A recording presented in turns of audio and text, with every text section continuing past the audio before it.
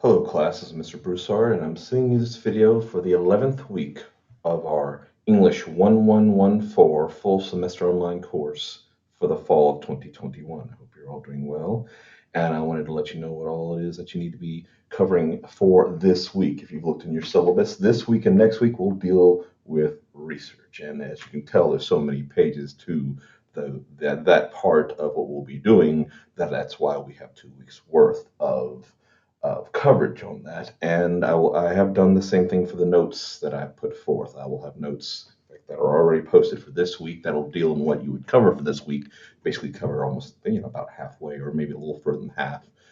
And then notes for next week, which will cover the rest of the way when it comes to research.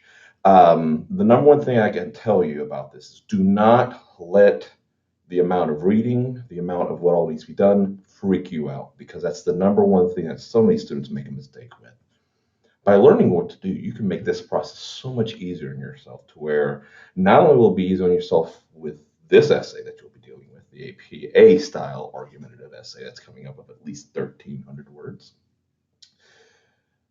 but once you get the knack of doing this and doing it regularly, you'll be able to make your time frame much more efficient when it comes to all of your essays that will be dealing with sourcing and citing and adding research, because that really is the key. One of the biggest keys is, and I try to teach the entire semester, don't remain broad. And that's in so many different areas. You should always know your focus when it comes to what you're writing about. And of course, definitely on this essay, because yes, you can write 1,300 words, 1,300 plus words and say absolutely nothing. But that also comes to when you're doing your research and narrowing your focus within the research. Because if you remain too broad with the topics that you plug in to online databases or that you look through in publications of any kind, or books or whatever, you could be researching forever and still not find what you need. You put an extremely broad search term in, and you come up with hundreds of thousands of responses back. You're like, where do I start? That's the key about narrowly focusing both on the words you use and the cluster of words that you use, utilizing the Boolean operators that a lot of these different online databases want and would use to help. And it's all about what you want to do is find exactly what you need for the essay that you're dealing with. And that is why narrowing the focus as much as possible, both in the topic for the entire essay as well as how you search for your research, will make your life so much easier to where you don't feel like you're being buried under electronic paper. The best thing you can do is be so narrowly honed in and focused that when it comes back with 10, 11, 12. Even if it only comes back with 3, as long as you've got the 30, you've got what you need. The key is that anything and everything that you have as research to be used in your essay actually backs up the arguments, the points within the arguments that you are making, or the one point within the argument the other side is making. You can back up the other side if you want, probably not to be recommended. Having said that, if you can back them up and still neutralize, refute, or give them their due, but still you win the overall argument, by all means. If you need to do that, just simply so that you have uh, the amount of source material that is needed. But the best thing would be to have at least one of each of these source material of the research that you have backing up each of the 3 points within the argument that you will be making. So that would be the best thing that you can do. As I noted before, APA 7th edition, again, this is the only composition that will be done in APA 7. You will learn about APA 7 sourcing and citing in 2 weeks, but of course you're always available to look ahead. It is in the textbook. You can go to APA's website, you can go to Purdue OWL and look at what APA is like if you like a little heads up before we actually get to the notes and the lessons on it. At least 6 paragraphs instead of last week. Indent your paragraphs, please. Shouldn't be having this issue with y'all anymore. Must be in text and parenthetical citation, must be reference page, all of what I noted before.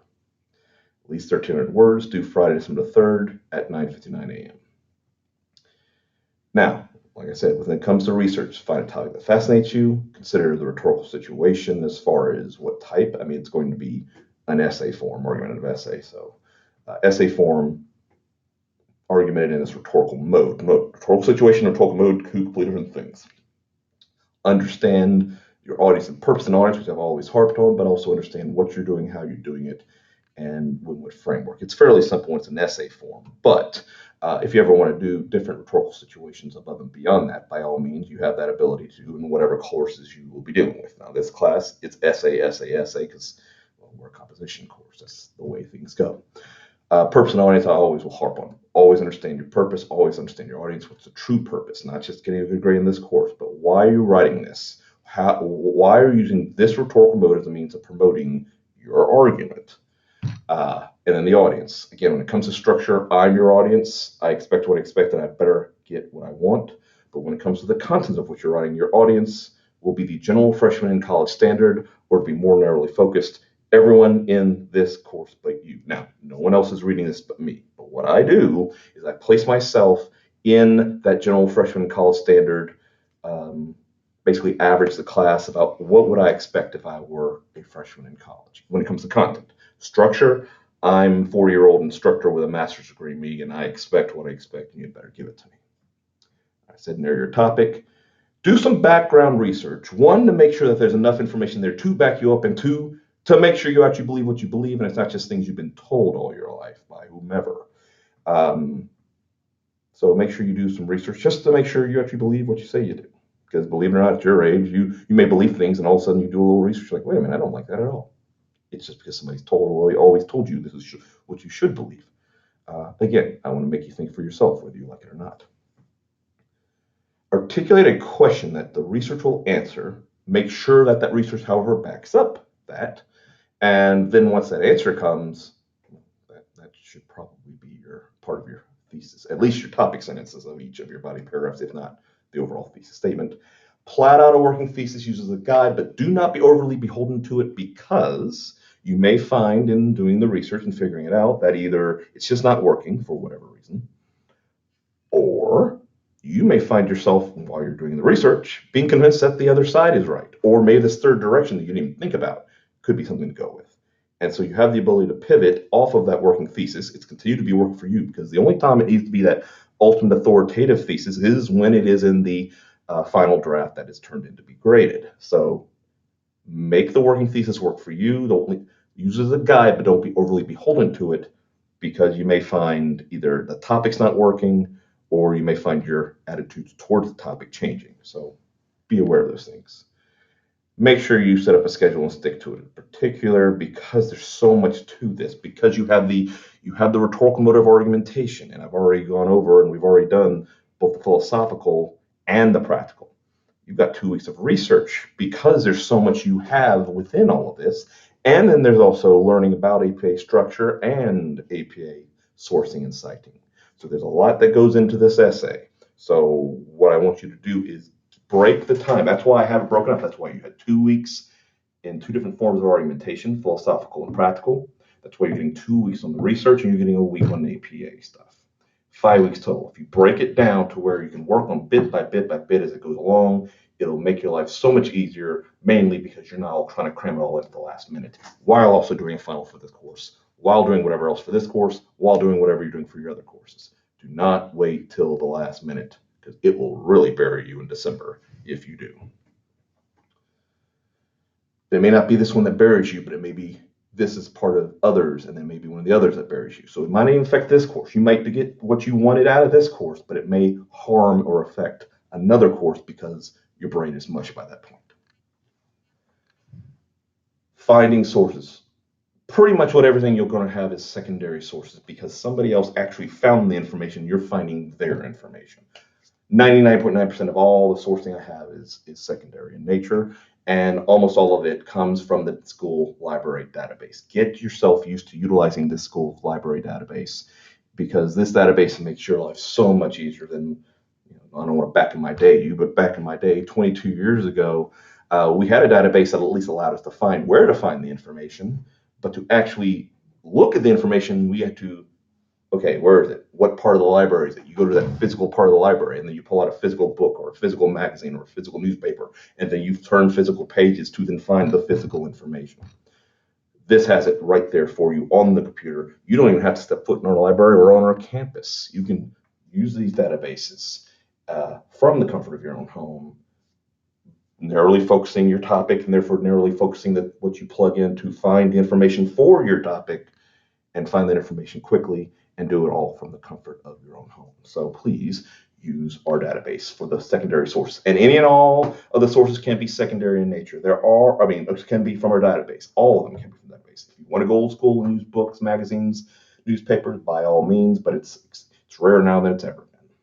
If you utilize anything from the internet, it's on you to make sure the information is verifiable, that it is of high quality from a learned person, either scholastically learned or someone with the learned experience in the area in which you were dealing with. Whereas our databases does that for you. And if there's a mistake in that, that's on us, not on you. If you go through the regular internet, go through that Google machine, and you find something because, it matches what I want, and then the person has had issues with academic integrity, or they're not knowledgeable in that area.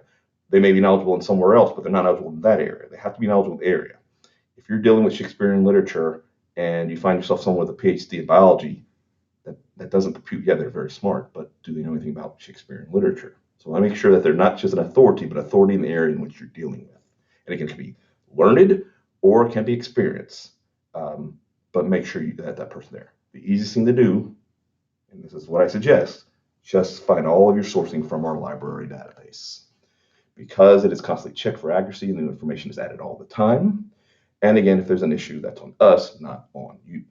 Whereas if you get it from the internet and there's an issue, that's on you, and it could be very, very fatal to your grade.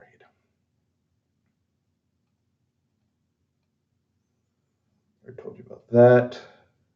Primary sources, which hardly ever use, is when you actually, the original documents or material, the first-hand accounts, or if you do things like personal interviews, or if you do collection of data through questionnaires or polling. It's highly unlikely that you're going to use these. It's very rare that anybody does, because it does take a lot of time. But if you do that, that is also available to you through our textbook to learn how to do all that. And I have put some notes down about how to do those things. Within what you'll be searching, it will be more of a mixture of scholarly types of sources and popular types of sources. And that is scholarly sources, academic articles, books, conference papers, and websites written by authorities in a given field. But you will and can also use popular sources from journals, articles, and general publications and writers for a general audience. But that's really in this community college level, freshman and sophomore level. Once you get to your major and junior level, whatever university you do attend, it's going to be scholarly, and definitely scholarly when it comes to if you do want to go for a master's or a PhD, wherever you end up. But you do have the freedom to use popular sources on this level and on the next level as a sophomore course. But beyond that, it will be strictly scholarly. So be aware of that as you get higher up in your levels. Check to make sure the source is scholarly. What is the author's credentials? Who's the publisher sponsor? What is the URL? And you want to look at all these things, and it's listed here mainly because you want to make sure that they have the experience and knowledge in the area. Experience or knowledge. Experience is more practical experience, or knowledge is a learned experience.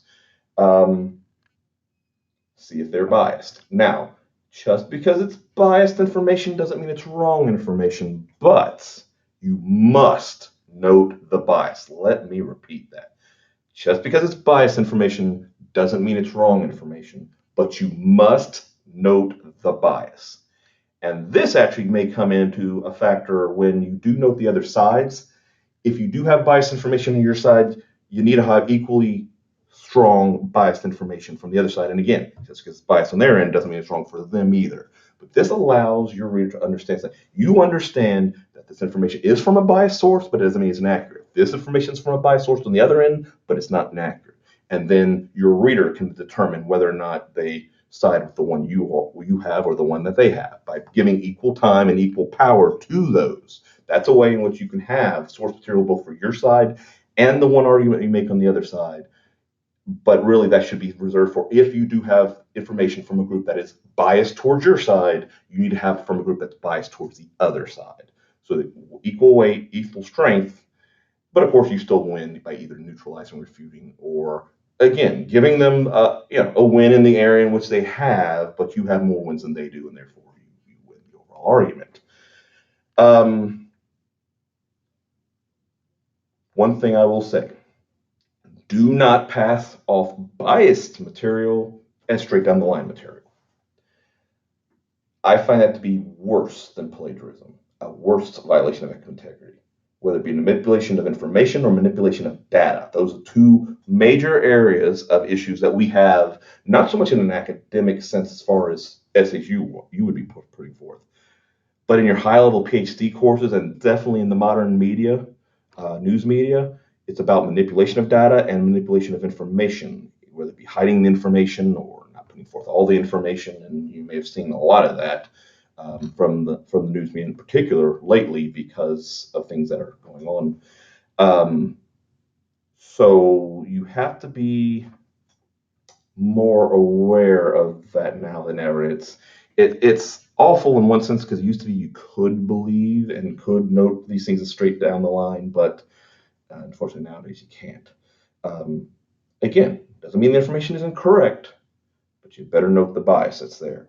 If you have biased information and you try to pass it off as straight down the middle information, uh, whether it be information or, like I said, data, numerical data, I find that worse than plagiarism. And not only will you fail with a zero on this essay, I probably won't think much of as a human being because I've seen more and more of that nowadays because um, people are just trying to manipulate nowadays. And it's horrible, but that's the way of the world now. So can't control what they do, but I can control what you do in these essays. So please don't try to pass something off as unbiased that is biased. But it's okay to use as long as you note the bias. Note the bias. Be honest. If there's a bias there, just because it's biased doesn't mean it's wrong.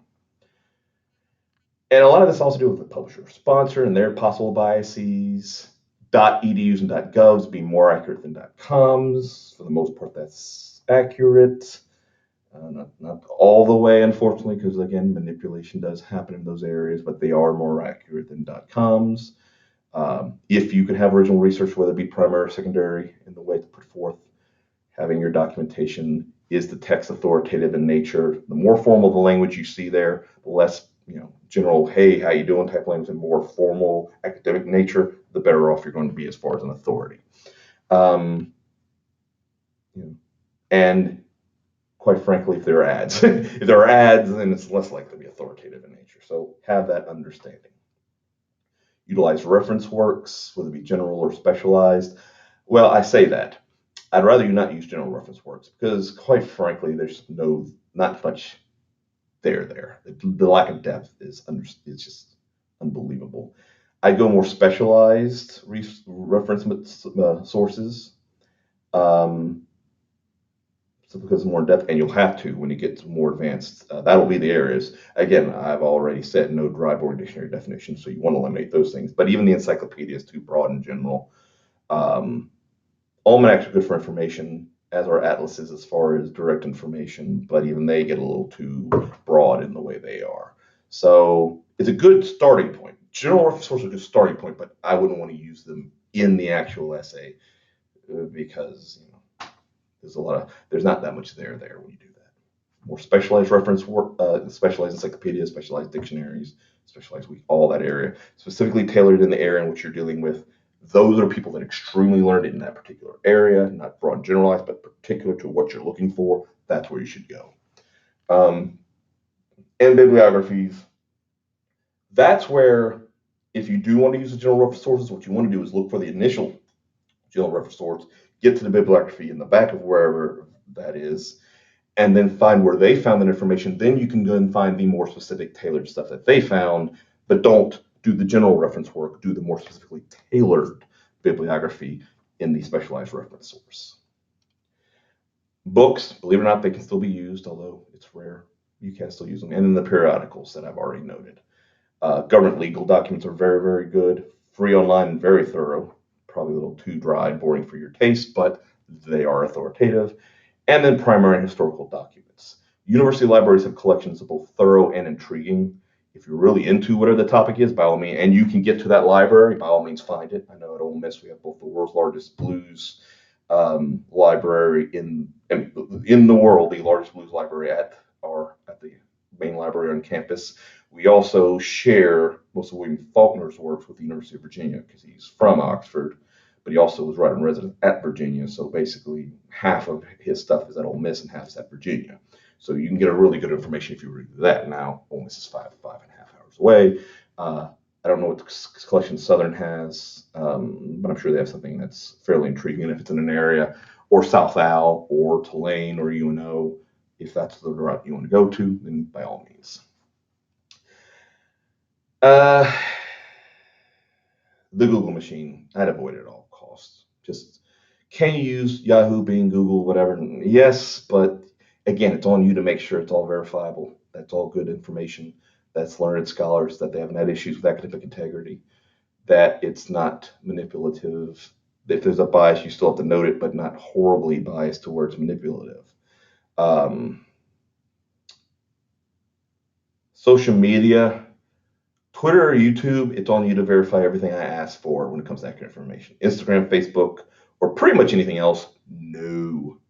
No. No. And at this point, unfortunately, I think I might have to say a no to Twitter as well because it's become a dumpster fire as much as Facebook has. Only Facebook, I say Twitter is where you learn to love complete strangers. Facebook is where you learn to hate your friends and family. Well, you still hate your friends and family through Facebook, but now Twitter, you're starting to learn how to hate strangers. So it's. And even YouTube, because you can find great things on YouTube that are very educational and that are exactly what you want, and you can find a bunch of crap as well, as you know if you've ever found around down a rabbit hole. You have to be extra careful when it comes to anything on the general, internet. So again, my highest advice: library database. But you do have the general libraries as well as the on-campus libraries and many, many different things you can find within them. And by all means, use the librarians who are in there. They're very knowledgeable in what you're going to need. And if they don't, they can contact me, and then we can discuss how to make that connection with you and them. So please go there and ask. When you run searches, and again, I'll just read this part on your own, but do understand that different search engines ask for certain things when it comes to helping to narrow the focus. Boolean operators, special symbols, truncation of certain words, having quotations and marks around an entire word or a phrase, so that you have the exact phrase, the way it's written, and that's just to make things easier for you, simpler for you, to where you can find the information. Um, can you do field research yourself? Yes, highly unlikely you will. Um, Highly unlikely you will. Keep track of your information, print out copies, download and save files on your computer. Use your toolbar at the top of your pages as a means of saving the information for immediate finding. And then even when you're done with the research, don't just delete them all. Move them to that bookmark that's deeper in your computer to where it's not immediately accessible because you don't need it, but in case you're like, ooh, I use this here. Let me see if I can find it again, and then use this information for a future essay. So just for your sake, bookmarks from your toolbar, which I just said. Making copies of physical sources, taking notes directly or in your own words, summarize if possible, and then underline, highlight, put stars next to important things, but only if it's printed out. Never do anything to somebody else's physical possession because you're damaging their property and you will have to pay them. Working bibliography. Understand though, when it comes to the working bibs, one, know what you're using. You're using APA 7, so you want to make sure that your working bib is also an APA 7. But if it were to be an MLA 8 or MLA 9, make sure to do that in that form as well. But the key to the working bibs is to get the information you need for, in this case, your reference page post, or if you were doing MLA, your works cited page, because that information's at the top. And then basically you take anything and everything from the article or wherever it is and summarize it to its bare bones self within the form of a fairly long paragraph. And the reason you want to do that is, one, to get a better understanding of the information, to have it in your own words, and then also, quite possibly, to then use it later in the essay itself, being sourced properly, of course. And then in a certain situation, you could just copy and paste, though make sure it fits within the rest of the essay so it doesn't seem like it's out of the ordinary, and then, of course, source it properly, and then copy and paste that reference page entry, copy it from the working bib, and then paste it into your reference page. So it's basically a way of getting the work done before you get the work done. It's a way of tricking yourself of actually getting the work done earlier. So I'm a big believer in working bibs, though I don't make them mandatory. Annotated bibs annotated bibs more what I just described. Working bibs is more of a kind of a, to be honest, it's kind of just to make sure, oh, do I need this? Do I not need this? but the annotated bib actually is the information. So let me clear that up. A working bib is mainly to have the information at hand, whereas the annotated bib actually gives you more in-depth information and it's stuff that you can copy and paste into your essay, making it into a normal form within the rest of the essay. So do understand those two different things. I do believe in both the annotated bibs and the working bibs. Though again, I don't make them mandatory, but I highly recommend them because it's a way of, in a sense, it's tricking yourself to get the work done a little earlier. Evaluate your sources, see if it's worth your attention. Check all the information that needs to be checked that is listed here, and to make sure that, again, is it relevant? Is it biased? Again, bias doesn't mean wrong, but then check to see if it's being manipulated or overly, pushed in one direction or the other. Note the biases that are there. Understand that certain information, certain news organizations, certain government and academic sources are more believable than others. Is it still accurate information? How long ago was it published? Is it still as accurate now as it was then? Have they found more information? Was it correct then? It's not correct now. So the closer to now, and that's another reason the database is constantly refreshing. Whereas if you go to a library, you have to check to make sure to see the last publication or review date, review date, editing date, or whatever, to make sure it's as close to possible as you can be.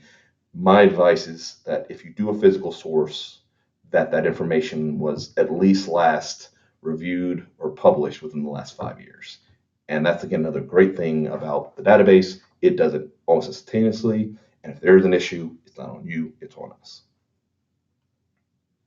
Always be critical, have a critical eye when you're reading things. That doesn't mean you immediately dismiss it, because that's, I don't like anyone who automatically agrees with everything, nor do I like someone who obviously dismisses everything. I think both are kind of lazy and weak. But does the source help you achieve your purpose? Will the audience find it relatable and credible? What is the author's stance? Do you agree with those things? Do you disagree? Do you take some in part but not everything about it? Is it more of an objective work, or is it argumentative in itself? Are they being sarcastic? Are they being, smart alecky and trying to, snarky in a sense? Snark has become big in the last 20 years. It was useful when it first came out, and now it's, in many ways, the bane of our existence because no one takes anybody seriously anymore. So please, note the tone. Note who the original audience was for the work, and then note whether or not your audience matches up with them. Are there counter arguments acknowledged and responded to by the author, or did they try to pass off everything as completely factual with no counter arguments whatsoever? And have you seen the ideas given in source in any other sources, or does it seem random? So does it seem like you have multiple sources backing up the information, or does it seem like you only have one source backing up this information? You have to be careful about that, because it seems like one person's randomly out of the ordinary. Doesn't mean they're wrong, but you have to be extra careful to make sure that you don't have any holes that there's no holes in their argument, therefore no holes in your argument. Because if you only have one thing backing you up and nothing's backing it up, it's basically building a house on sand. And that's it as far as any of the information we'd go through for this week. There is more information, but that'll be in the second part. You do have a journal due Tuesday night, 2:59 a.m. All the rules are the same. And the theme is education. As always, narrow it down to something about education which you'd like to write about, at least 2 strong paragraphs, at least 5 strong sentences in each paragraph, at least 4 full lines of text, at least to the bottom of page 1, including your header, page header and title. And my suggestion is to write about either your own education or the education system in general, maybe from your past experiences or what you're experiencing now at college. It is due Tuesday, November 9th, 2021, 2:59 a.m. So that means get it done before you go to bed Monday night. And that's it. I hate that this video went long, but we are getting into the really big stuff when it comes to this course. So unfortunately, it's just the way it has to be. Hope you're all doing well, and I will send you another video next week.